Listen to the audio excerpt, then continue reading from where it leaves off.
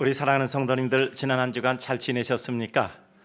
저도 역시 우리 성도님들 기도해 주시고 우리 하나님의 은혜로 건강히 한 주간 잘 지내고 오늘 이렇게 주일 귀한 말씀 전할 수 있게 되어서 감사하게 생각을 합니다.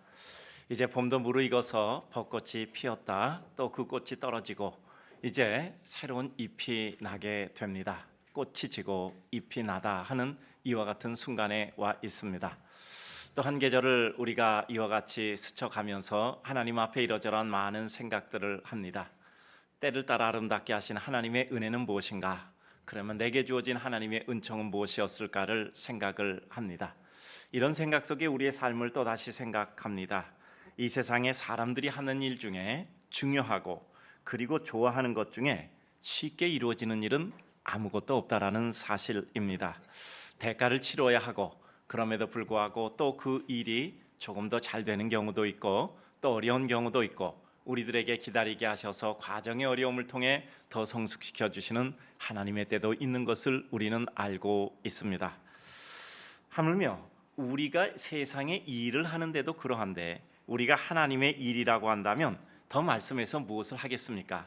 길을 쓰고 사단이 우리들에게 달려들어서 그 일을 방해할 것이고 우리 마음을 흔들 것이고 결국 우리로 하여금 주저앉게 할 것입니다. 그럼에도 불구하고 그러한 영적인 투쟁의 장면에서 우리는 어떻게 하나님의 뜻을 이루고 우리 삶을 통해서 하나님께 영광을 올려드릴까 하는 것은 우리 삶의 본위입니다. 이스라엘 백성은 이제 바벨론에게 포로로 잡혀가서 70년 동안이나 고통스러운 삶을 살게 됩니다.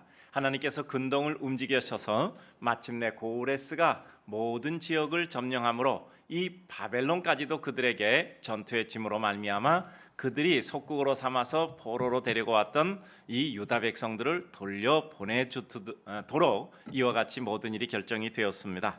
그러면서 그 페르시아의 고레스는 이와 같은 칙령을 내려서 종교 유화 정책으로 인하여 그들이 본국으로 귀환하여 성전을 다시 재건하고 그들의 믿음 생활을 마음껏 할 수 있도록 이와 같은 길을 열게 됩니다. 그러므로 이와 같은 은혜를 입은 하나님의 백성들, 포로로 잡혀갔던 유다 백성들, 또 본국에서 그들을 그리워하며 기다리던 이와 같은 백성들, 70년이라는 시간 속에서 세대는 바뀌었을지라도 민족에 대한 자긍심과 그들의 모든 역사의 계승성이 강한 이와 같은 유다 백성들은 마음을 아파해서 이와 같이 예루살렘 성전을 재건합니다. 마침내 그들은 그들의 모든 어려운 여건 가운데도 힘을 다하고 마음을 다하고 정성을 다하고 그리고 그들의 힘을 쓰고 시간을 써서 예루살렘 성전을 건축하게 되는 거죠. 그런데 안타깝게 이와 같은 과정을 겪으면서 그들에게 어려움이 닥쳐오게 됩니다. 그러므로 그 가운데 상심하게 될 일이 닥쳐오는데 예루살렘 성전 공사가 중단되는 것입니다. 다름이 아니라 그들이 이와 같은 주변의 방해를 받아서이지요. 어떤 방해냐면 사마리아 사람들이 와서 요청합니다. 우리가 비록 북이스라엘 사람으로서 이와 같이 아수르에게 멸망을 당하여 그들에게 점령당하는 동안 우리들이 그들에게 의해서 어려움을 겪고 혼혈민족이 생겼는데 그럼에도 불구하고 이 혼혈민족인 우리들에게도 하나님 사모하는 마음이 있고 또 하나님의 백성의 피가 절반은 흐르니 우리도 그 예루살렘 성전을 재건하는데 동참할 수 있게 해주십시오. 이 말씀은 무엇이냐 하면 바로 그들도 같이 예배당 예루살렘 성전을 짓는데 동참하고 거기서 같이 하나님께 제사를 드릴 수 있게 해달라는 내용이지요. 근데 이 유다 백성이 거절했단 말이죠. 너희는 하나님의 백성의 피를 더럽혔다. 그러므로 거절하니까 그들이 화가 나서 그 예루살렘 성전을 재건하고 있는 그들을 공격함으로 예루살렘 성전이 이와 같이 중단이 됩니다. 또 다트네라는 사람이 중심이 되어서 유브라데 지역에 있었던 사람들이 또 공격을 해서 예루살렘 성전이 이와 같이 큰 어려움을 겪고 모든 것들이 주춤거리게 되는 이와 같은 지경을 겪게 되는 것이죠. 그러므로 마침내 이들에게는 큰 마음의 시험이 들었던 겁니다. 이와 같이 예배당 공사, 그 당시 성전이었었죠. 성전 공사가 자꾸 이와 같이 중단되는 것을 보니까 정말 하나님의 뜻은 어디 계신가 하는 마음이 들었던 겁니다. 근데 거기도 와서 또 어떤 마음이 들었냐 하면 시간이 가면서 중단이 된 기간이 길어졌어요. 그러다 보니까 중단을 오래 하다 보니까 이들이 나름대로 적응을 하기 시작했단 말이에요. 처음에는 예배당 공사, 즉 성전 공사를 찍는데 너무 가슴이 아파서 그들이 너무 슬펐는데 지나가다 보니까 이제는 좀 마음이 좀 덤덤해져요. 그러다 보니까 좀 편해졌어요. 거기다 물질도 들여야 됐고, 거기다 시간도, 거기다 그들의 모든 그 힘도 들여서 노력을 해야 되니까 쉽지 않았는데 왠지 모르게 좀 편해졌단 말이죠. 그러다 보니까 조금 편해지고 살만했어요. 그 가운데 재미가 붙어서 그냥 그 예루살렘 성전 재건공사를 거의 잊어버리게 되는 수준에 와 있었단 말이죠. 또 한 가지는 바벨론 포로에서 귀환하여 예루살렘 성전을 재건하는 역사 속에서 그들의 마음에 한 가지 난점이 또 한 가지 있었습니다. 무엇이냐면 쓸데없는 비교의 심정이 들었던 겁니다. 왜냐하면 예루살렘 성전을 재건하는데 그들의 마음속에 자꾸 이전에 있었던 솔로몬 성전과 비교가 되는 겁니다. 여러분 잘 아는 것처럼 솔로몬 성전은 어떻게 지어졌죠? 이 다윗이라는 출중한 왕이 하나님께 이 성전을 지어드리고 싶었습니다. 그러므로 그 성전을 지어드리려고 하는데 하나님이 거절했어요. 너는 손에 피를 많이 묻힌 자라. 거절했단 말이죠. 그랬더니 이 다윗이 낙심을 해야 되는데 하나님께서 어떤 말씀을 주셨어요. 뭐냐면 네가 아니라 네 아들 솔로몬을 통해서 그 성전을 지으리라 말씀하셨어요. 그때 갑자기 다윗이 하나님께 거절당한 상심이 아니라 하나님의 본심을 깨닫고 그는 용기가 백배했던 겁니다. 왜냐하면 다윗은 어떤 사람입니까? 대단한 왕이었지만 그는 자기의 눈앞에서 이스라엘 초대왕 사울이 죽고 그의 왕조가 끊기는 것을 보았습니다. 그런데 자기가 새로운 다윗 왕조를 세우게 됐는데 솔로몬을 통해서 그 성전을 짓겠다는 것은 솔로몬에게 왕위가 계승된다는 뜻입니다. 그리고 하나님께서 그것을 통해서 그의 왕계를 이어주신다는 뜻이기 때문에 그는 내가 아니라 내 아들이라도 하나님께서 이렇게 사용하여 성전을 짓는다니까 그 하나님의 모든 품겨진 뜻이 감사합니다 하는 마음 가지고 그는 짓지도 못하는 그 성전을 오히려 내 아들 때에 짓기리라 생각하고 모든 필요한 것들을 다 준비를 했어요. 그리고 솔로몬이 그것을 가지고 성전을 짓게 되었던 겁니다. 그러니까 그 성전은 너무나 아름답고 그리고 무엇인가 준수한 성전이었는데 이들이 포로로 잡혀와서 70년 동안 고생하다가 다시 돌아왔을 때 이들이 가진 게 뭐가 있겠습니까? 또 뿐만 아니라 본국에도 이와 같이 포로로 잡혀 70년간 생활하는 이 본국의 사정은 어떠했겠습니까? 그야말로 가장 바닥이었단 말이죠.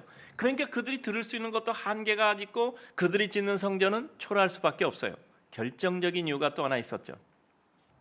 이들의 마음에 가지게 있는 게 뭐냐 하면 솔로몬 성전에는 법궤가 있었단 말이에요.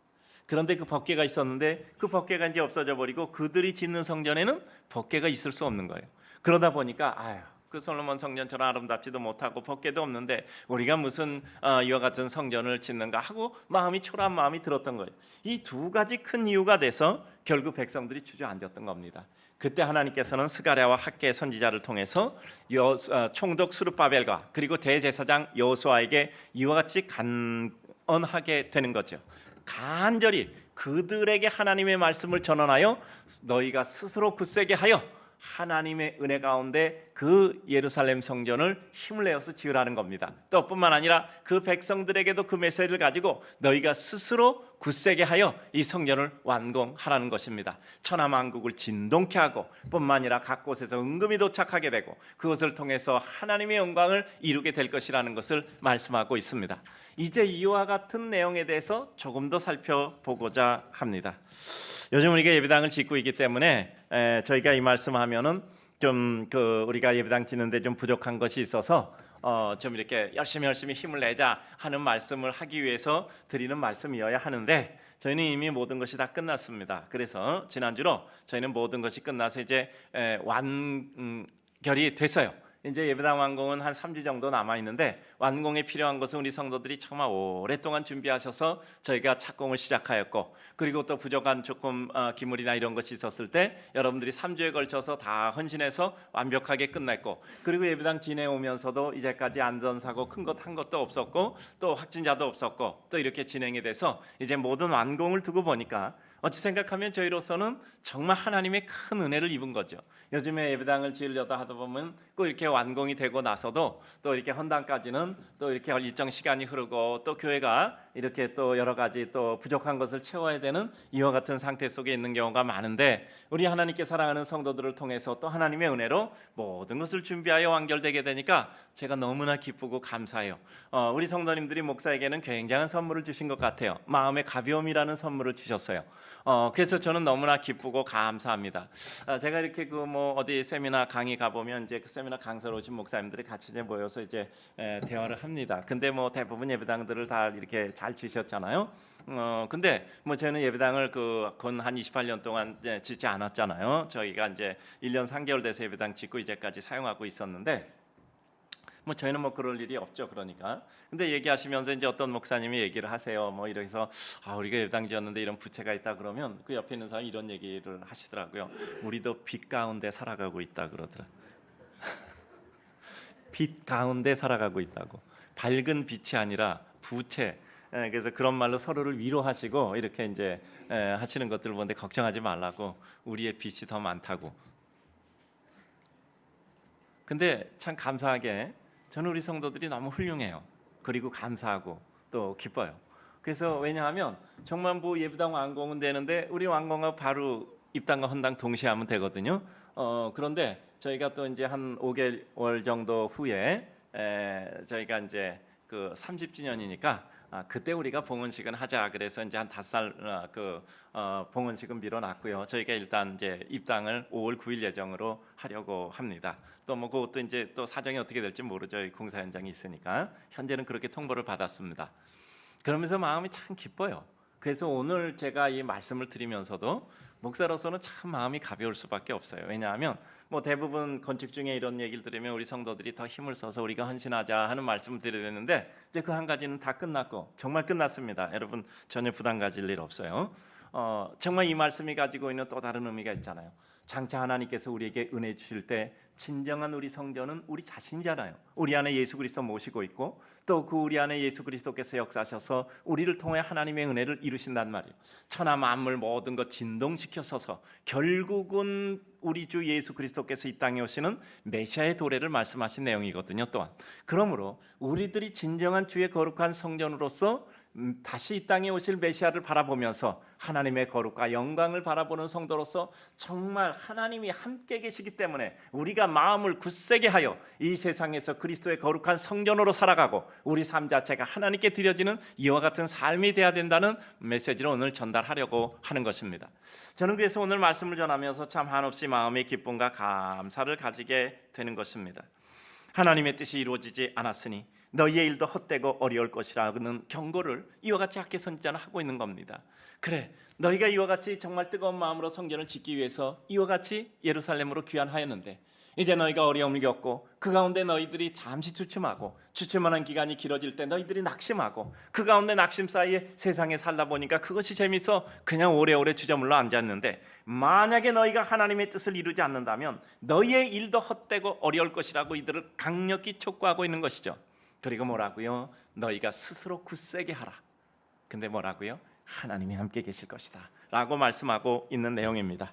이와 같은 내용 우리가 좀 더 살펴보도록 합니다. 먼저 하나님의 뜻 수행하다 주저앉은 유다 백성의 낙심의 이유를 조금만 더 살펴봅니다. 거듭된 어려움 속에 중단했고 중단된 상태가 길어지며 그것이 오히려 편해진 상태란 말이죠. 우리의 믿음이라는 것도 그렇잖아요.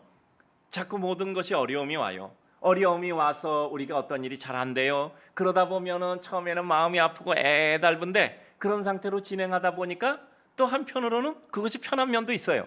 그러다 보니까 그냥 주저앉는 거예요. 그러다 보니까 거기서 괜찮아요. 사는데 그럴 맛이 있단 말이죠. 뭐 어떤 목사님들이건 어떤 성도님들이건 우려하는 것들이 있습니다. 여러분 코로나 전염병으로 인해서 참 우리가 큰 가슴 아픔이 있습니다. 정말 예배당에 성도들이 오지 못해서 저희가 그냥 온라인으로 이렇게 영상을 통해서 이렇게 예배를 드릴 때 얼마나 가슴이 아팠습니까? 정말 말씀을 전하는 자도 예배에 참석하는 모든 분들도 다 마찬가지였어요.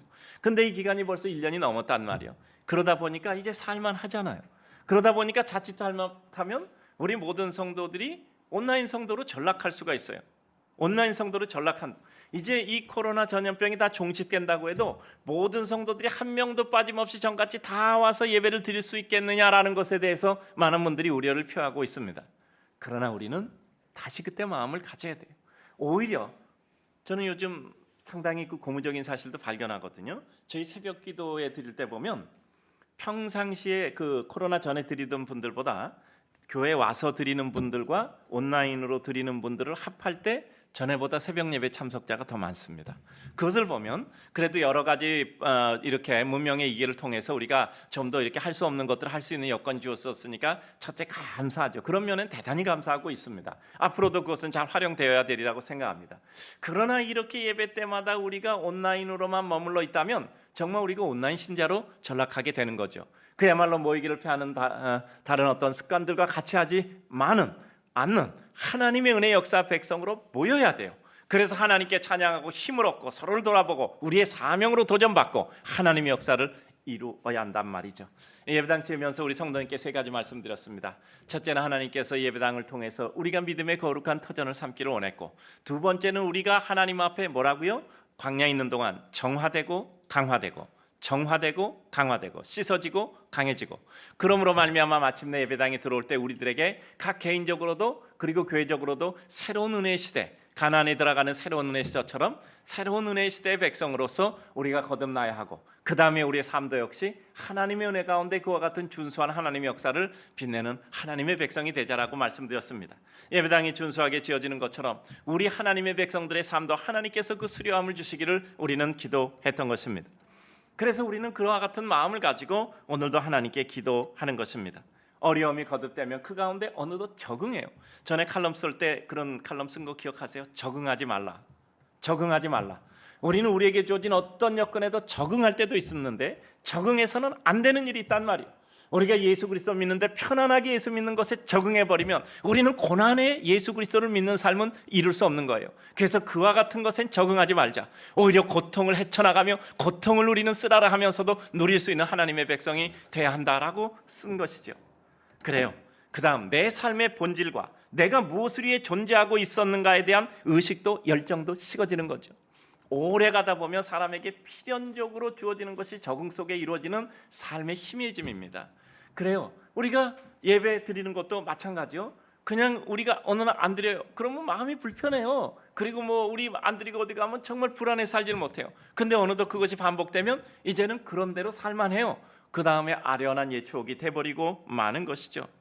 그래요. 말씀을 들을 때 말씀 한마디가 내 가슴에 박혀오고 내 삶 속에 변화의 지침돌이 되었는데 어느새 내 마음속에 말씀을 들어도 시간 끝나면 그저 까맣게 잊어버리는 이와 같은 것들이 된단 말이죠. 말씀 한마디 가슴에 탁 박히면 그 말씀이 우리 삶을 움직이잖아요. 말씀 한마디가 동아줄이 돼서 그것을 붙잡고 매달리고 당기고 당겼더니 주님이 내게 달려오지 않았잖아요. 그 줄을 당겼더니 내가 주님께 따라 올려줘서 내가 주님 앞에 서 있잖아요. 이 줄을 당겨서 주님이 온 줄 알았더니 그게 아니라 이 줄을 당겼더니 내가 당겨져 내가 주님 앞에 가 있었잖아요.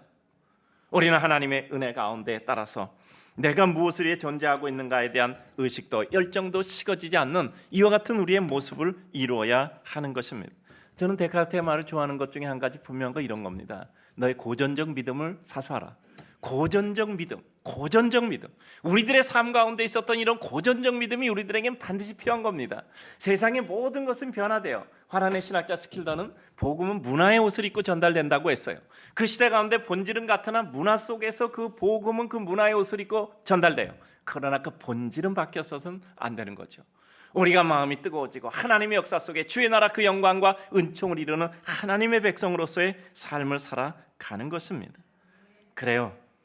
성전 재건을 위해서 귀화한 유다 백성들 처음에는 감격 속에 있었죠. 근데 시간이 지나면 점점 희미해진단 말이죠. 제가 청년회 때 군대를 갔는데 논산훈련소 갔어요. 제가 3월 2일 날 갔으니까 그때 아직 좀 추웠었어요. 손이 트더라고요. 근데 주일날 그 교회 보내주더라고. 그래서 이제 교회 갈 사람 나와. 그래서 이제 탁 나갔더니 근데 니네가 진짜 신자인지 가짜 신자인지 구별해야 돼. 가짜 신자는 못 가 그러더라고. 그러더니 주기도문 외우라 그러더라고. 그러니까 주기도문 외운 사람이 이쪽으로라도 가고 못 외운 사람은 니네 가짜야 그러고 이쪽은 안 보내더라고. 근데 그 노은산 훈련소 거기 교회 가면요 좋은 게 있어요. 예배를 드릴 수 있고 또 하나가 있는데 매점이 있어서 뭘 사 먹을 수 있어. 그 소문은 다 들었어. 교회 가면 뭐 사 먹을 수 있더라. 거기 교회 가면 이제 이렇게 매점이 있었어요. 그래서 논일 도나스라고 있어. 그걸 이제 사 먹는 거예요. 근데 예배를 드리는데요. 예배당에 들어가자마자 너무나 감격스러운 거야. 이게 뭐 얼마 되지도 않았잖아. 그래도 그 젊은 애들 그 붙잡아 놓고 그 거기 하는 게 애들이 얼마나 피곤하겠어요. 그냥 가서 그냥 눈물이 콩콩 흘러. 그리고 잤어. 목사님 설교 딱 이렇게 듣는데 말씀이 은혜가 되는데 그냥 자는 거야. 제가 그때 생각을 하면 그래요. 울다가 잤어. 근데 나뿐이 아니라 다른 애들도 그랬던 것 같아. 그냥 이렇게 말씀을 들으니까 은혜가 되는데 울다가 자는 거예요. 제 그 생각이 지금도 나요. 우리의 삶이 울다가 자는 삶. 그래요. 은혜를 받았어. 근데 은혜를 받는데 몸은 피곤해. 그러다 보니까 그냥 잠들어. 그러고 나서 깨어서 또 오고 다음 주에도 또 오고 거기서 있던 한 4주간 동안 거의 그랬던 것 같아요.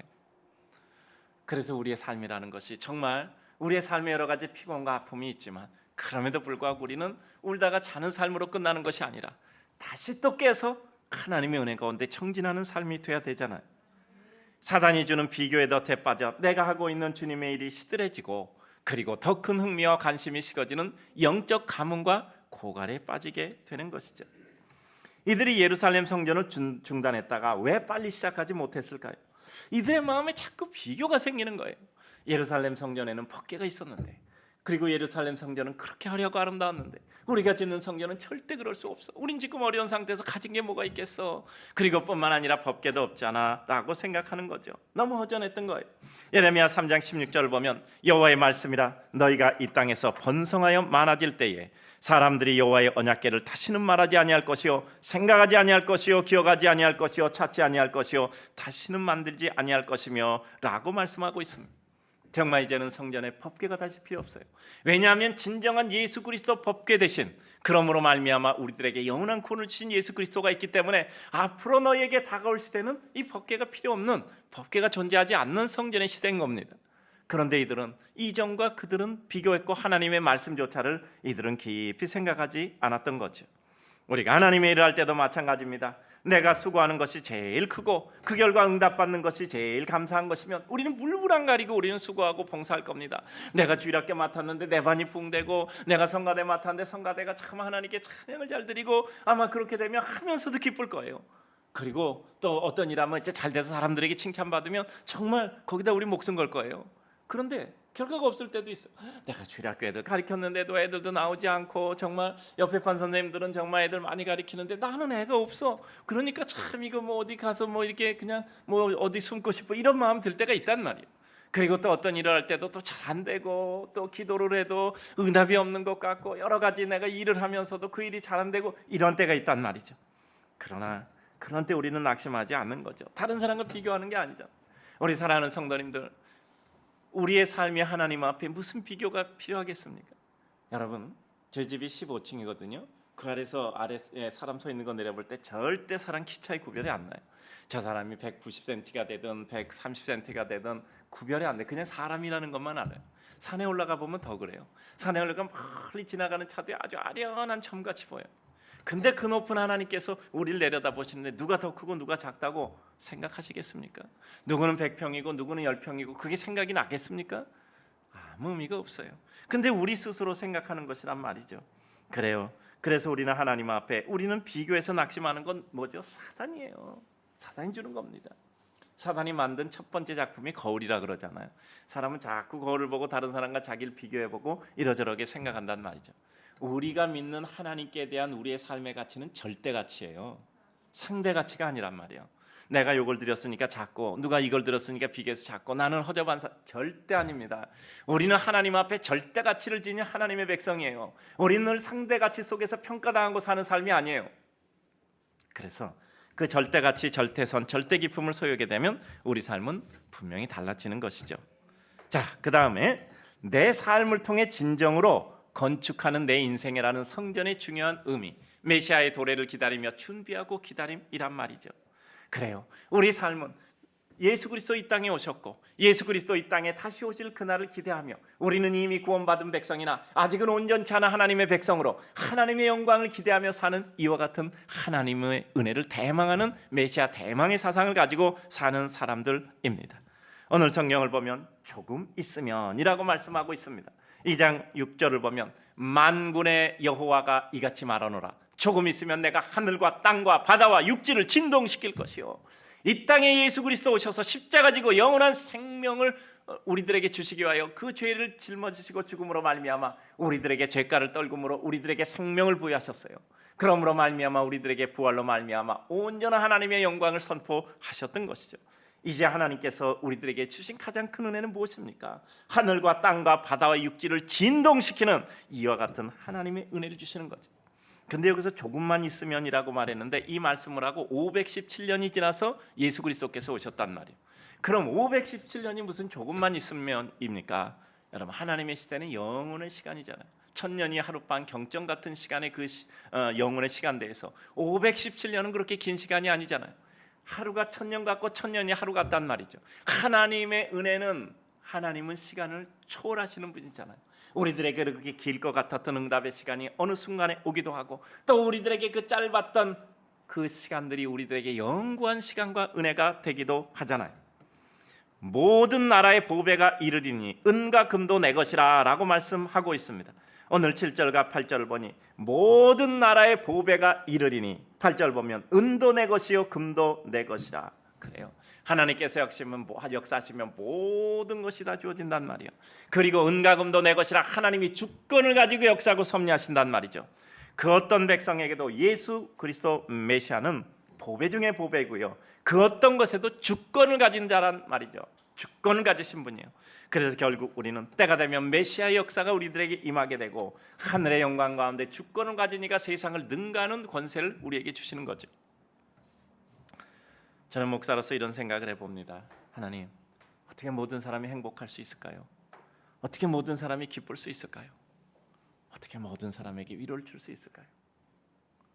근데 아무리 생각해봐도 인간적인 이 세상의 세속의 방법으로는 불가능할 것 같아요. 늘 말씀드리잖아요.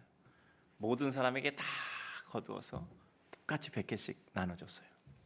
시간이 흐르고 그 100개가 똑같이 주어질까요? 저는 절대 아니라고 생각합니다. 시간이 지나면 지금 같은 구조가 다시 재편성됩니다. 똑같이 나눠줬어요. 똑같이 공평하게 나눠줬어요.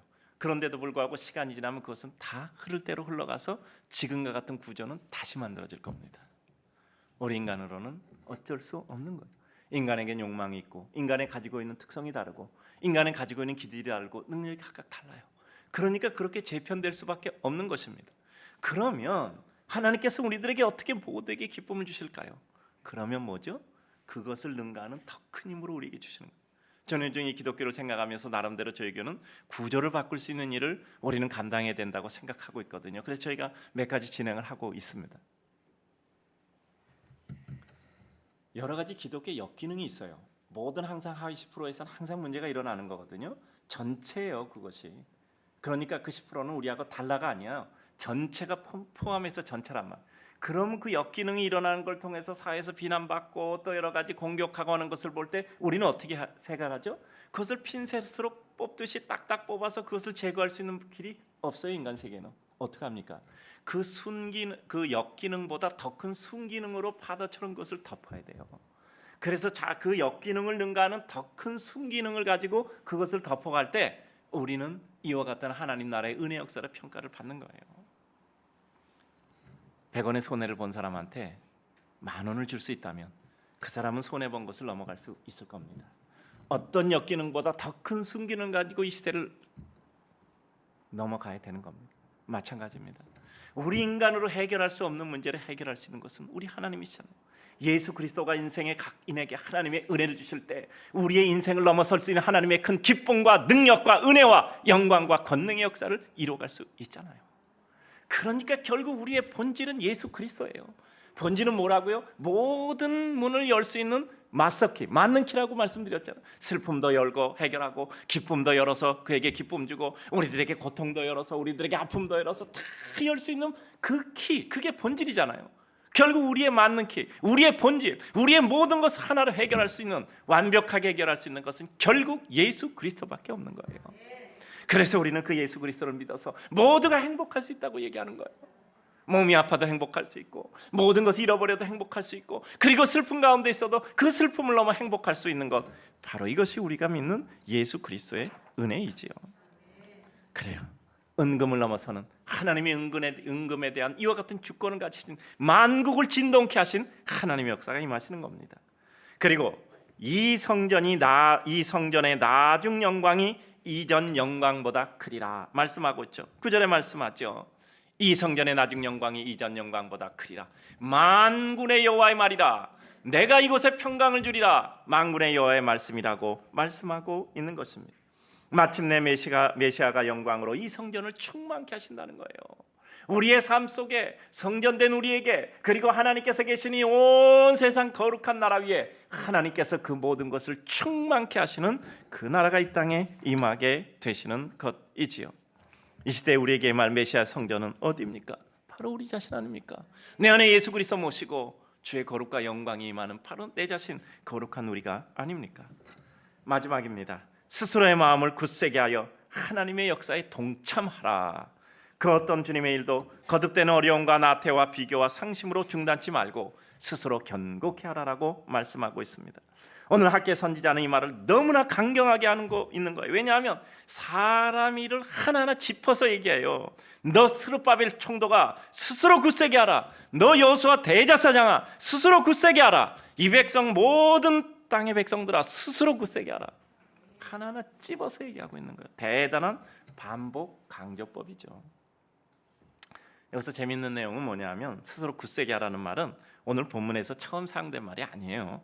여호수아 1장, 여호수아 10장, 여호수아 31장, 역대상 28장 등 자주 사용된 문구입니다.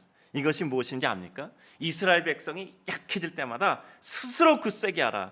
그리고 다윗이 솔로몬에게 성전 건축을 유언하면서도 이와 같이 말씀하고 있는 겁니다. 스스로 굳세게 하라. 근데 이 말씀이 재밌는 이유가 뭔지 아십니까? 스스로 굳세게 하라라는 말씀을 할 때 반드시 병행구가 따랐다는 사실입니다. 이게 뭐죠? 내가 너희와 함께하리라. 내가 너희와 함께하리라. 그러니까 너무 감사한 거예요. 너희가 스스로 굳세게 하는데 내가 함께하리라. 내가 너희와 함께하리라. 그러니까 너희는 스스로 굳세게 하라는 겁니다. 우리가 마음을 강하게 하고 담대하게 할 수 있는 근거는 뭡니까? 하나님이 우리와 함께하기 때문이지요. 저는 한번 실험해 보려고 그래요. 정말 어렸을 적부터 했던 기도 끝까지 포기하지 않을 때 어떤 결과가 일어나는가 저는 한번 끝까지 보기로 저는 아주 결심을 했습니다. 우리 성도님들 결심하시기 바랍니다. 정말 내가 하나님께 드렸던 기도가 어떤 결과를 이루는가 끝까지 보자. 제가 지난주에 이제 부활절에 그 옛날에 있었던 그 부활절 얘기 쓰고 그 부활을 믿고 있는 나라고 이렇게 해서 칼럼 쓴 적이 있는데요. 제가 중학교 1학년 때, 그러니까 지금부터 딱 50년 전이에요. 중학교 1학년 때 뭐 동네에 있다가 그 독서실에 갔다가 중등부 애들이 몇 명 뭐 경희대학교 그 운동장에서 부활절 연합 예배 한다고 해서 가서 예배 드렸어요. 촛불 없어서 불쌍했는데 어른이 촛불 줘서 그래도 좀 그렇듯하게 예배 드렸거든요. 근데 지금 생각하면 그게 6.25 때인 것 같아요. 하여간 뭐 구국집회라고 있대. 지금 유추해 보니까 6.25 구국집회일 것 같아. 여름인데 제가 하복을 입고 갔을 때니까요. 그 학생복 하복을 입고 가는 때니까. 근데 가서 그 남산 야외음악당이 있는데 저 바닥에 그 보도블럭 깔았잖아. 그 거기 앉아갖고 예배드리는데 중학교 1학년이 뭘 하겠어요? 그 옆에서 막 주여 주여 하니까 나도 중학교 1학년이 주여 주여 하고 기도했단 말이야. 그러고 이제 거기서 왔어요. 근데 난 그게 안 잊어버려지는 거야. 만 50년이 지났는데 그게 안 잊어버려지는 거예요. 그래서 그 마음 가지고 기도하고 있습니다. 여기 거기에 그 32년 전에 와서 한 그 기도가 안 잊어버려지는 거예요. 그리고 그 마음에 한 사람이 1000명 돕고 빵과 함께 복음을 전하고 인류애를 실천하고 이 주문처럼 해왔던 이와 같은 내용들이 절대 가슴에서 떠나지 않는 거예요. 저는 분명히 하나님께서 어떻게 역사하시는가 한번 보려고 해요. 우리 사랑하는 성도님들, 우리 각각에 주신 하나님의 역사를 반드시 보시기를 주님의 이름으로 축복합니다. 그래요. 하나님이 함께 하셔서 우리를 견고케 하시니 우리는 굳세어져야 합니다. 오늘 4절을 보면 스스로 굳세게 할지라 내가 너희와 함께 하노라. 나의 영이 계속하여 너희 가운데 머물러 있나니 두려워하지 말지어다 라고 말씀하고 있는 것입니다. 주님만 바라보는 단선일 때 우리는 무리를 걷는 베드로처럼 나 자신도 생각 못했던 하나님의 역사에 동참하게 됩니다. 여러분, 하나님께 기도하신 것 있죠? 그 하나님이 기도시킨 겁니다. 여러분, 하나님께 말씀 보고 은혜 받았던 거 있죠? 그거 하나님이 우리에게 은혜 주신 거예요. 그럼 그 말씀 붙잡고 끝끝내 놓지 말자고요. 끝까지 놓지 말자고요. 그 기도했다면 끝까지 놓지 말고 기도하자고요. 오늘의 말씀을 맺고자 합니다. 제가 여기 써왔는데 여러분 그거 한번 큰 소리로 읽으시면 도움될 것 같아요. 우리 다 같이 읽읍시다. 시작. 하나님이 함께 하셔야 흔들리지 않고 흔들려도 다시 일어나며 끝까지 결국 하나님의 뜻을 이루게 됩니다. 그래요. 하나님이 함께 하셔야 흔들리지 않고요. 흔들려도 다시 일어나며 끝까지 결국 하나님의 뜻을 이루게 됩니다. 가만히 있는데 옆에 와서 툭 밀으면 우리가 어떻게 안 넘어져요? 넘어지죠. 그럼 그 충격을 흡수하고 다시 일어나는 거예요. 믿음은 늘 말하지만 충격의 흡수 속도예요. 믿음이 좋다라는 것은 그 충격의 흡수 속도가 빠른 거예요. 그러니까 충격받아서 넘어졌다가도 일어나는 속도가 빠른 겁니다. 근데 믿음이 약할 때는 그 넘어지면 오래 넘어져 있는 거예요. 우리 밀려서 넘어질 수 있어요. 괜찮아요. 일어나면 그만요. 그래서 우리는 하나님의 은혜 가운데 주님만 바라보며 단선으로 다시 일어나는 겁니다. 하나님이 함께 하시면 흔들리지 않고 흔들려도 일어나고 넘어져도 일어나는 겁니다. 자, 두 번째 봅니다. 시작. 바람은 늘 붑니다. 중요한 것은 바람이 부는 것이 아니라 그 부는 바람 속에서도 하나님 바라보고 내가 갈 길 가고 해야 할 일 하는 것이고 주님께 사용되는 것입니다. 바람은 늘 불어요. 바람 안 부는 날 있다고요? 아니, 그날은 바람이 약하게 부는 것뿐입니다. 언제나 기류라는 건 흐르잖아. 기압이 높은 곳에도 낮은 곳으로 흐르는 것이 바람이거든요. 그래서 나타나는 현상이 바람인 겁니다. 그래요. 바람은 늘 불어요. 중요한 것은 바람 부는 것이 아니라 그 부는 바람 속에서도 하나님 바라보며 내가 갈 길 가고 해야 될 일 하고 주님께 사용되는 거예요. 바람은 불고 나는 가고, 바람은 강해도 나는 하고, 비가 와도 나는 갈 길 가고, 눈이 와도 나는 할 일 하는 것. 그래서 결국 주님께 사용되는 것이란 말이죠. 자, 마지막 읽습니다. 우리는 실물적 삶이라는 시공간에 살지만 언제나 영원을 추구하며 살아가는 백성으로서 지금도 함께 계시고 또 영원 속에 이 땅에 다시 오실 메시아 예수 그리스도를 바라보고 의식하며 사는 것이 진정한 기쁨입니다. 그래요. 우리는 지금 실물적 삶을 이 땅에서 살아가고 있어요. 그러나 영원을 추구하며 살아가는 백성으로서 지금도 함께 계시고 영원 속에 이 땅에 다시 오실 메시아 예수 그리스도를 바라보며 의식하며 사는 것이 진정한 기쁨입니다. 우리 사랑하는 성도님들, 우리 주 예수 그리스도 마음에 있으니까 기쁘고 감사하고 그 예수 그리스도가 내 삶을 설계하시고 진행하시고 이루신다 생각하니 감사하고 그 가운데 나도 좀 얹혀져서 그 강물에 실려가니까 감사하고 하나님의 은혜에 품겨지니까 감사한 것이죠. 사랑하는 성도님들에게 하늘의 영광과 은총이 마시기를 주님의 이름으로 축복합니다.